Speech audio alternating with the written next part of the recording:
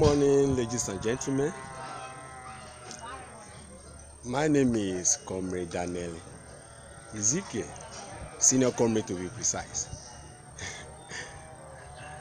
I welcome you all to my community. It's known as Opuama in Egbima Kingdom, Warino local government area of Delta State. This is an ancient community that has been here for several years. But it is so pathetic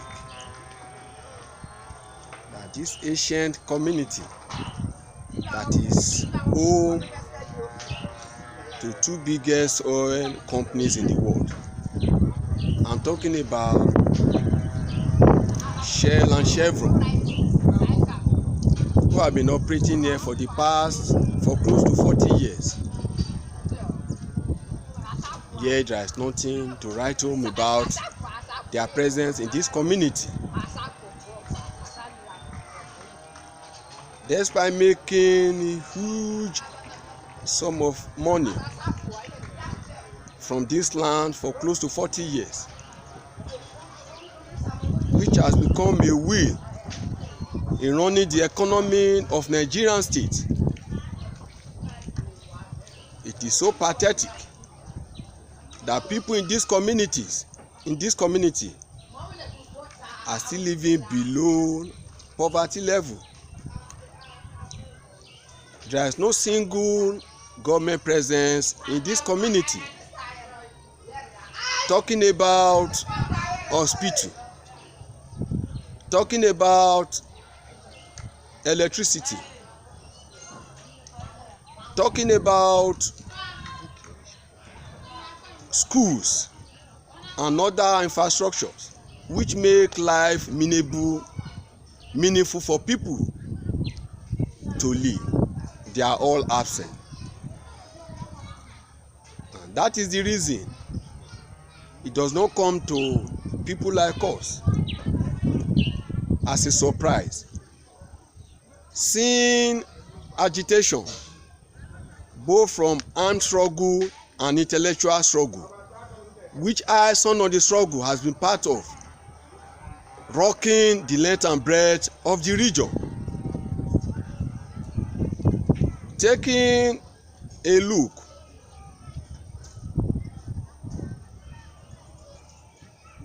at this video,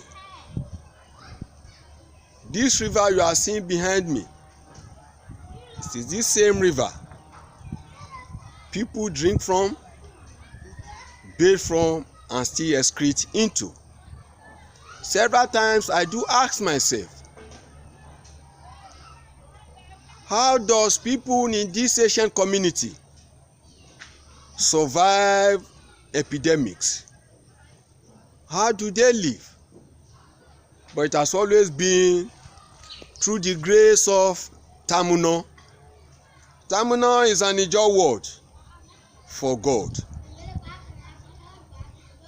This is the situation my people find themselves in Niger Delta.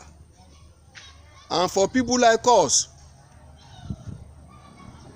who have been privileged to be to places like Ibadan, Lagos, Kano, Kaduna, and Abuja, seeing what oil money from this community and other part of Niger Delta communities has turned those places into, if you permit me to say, mini London and mini Paris. It pains us into our bone marrow that federal government of Nigeria, in collaboration with multinational companies, deliberately shortchange our people, doing what I will call robbing Peter to pay Paul. And this is the reason some of us have decided to take the struggle as our life, to continually bring to Nigeria, to continually bring to the attention of the world the pains and agony of our people. Or how do you explain it?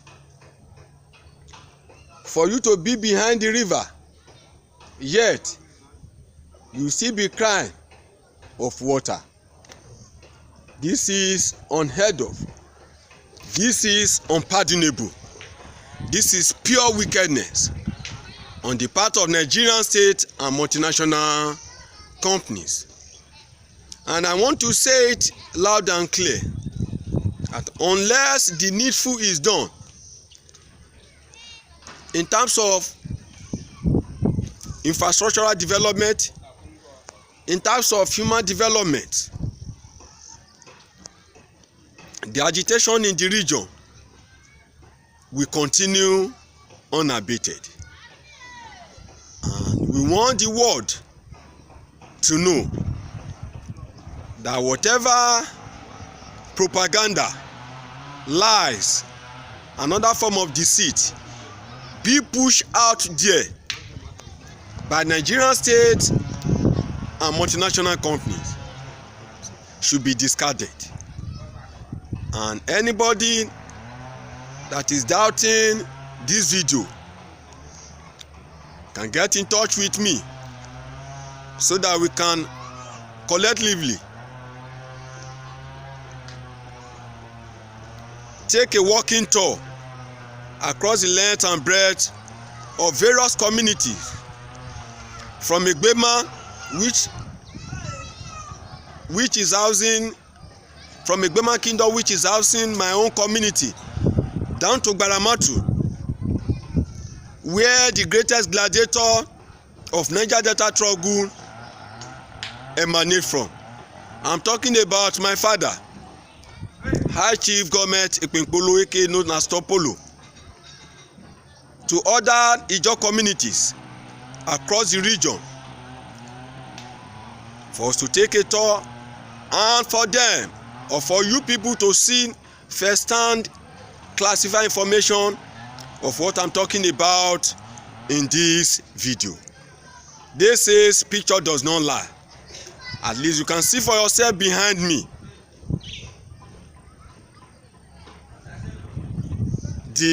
I don't know the class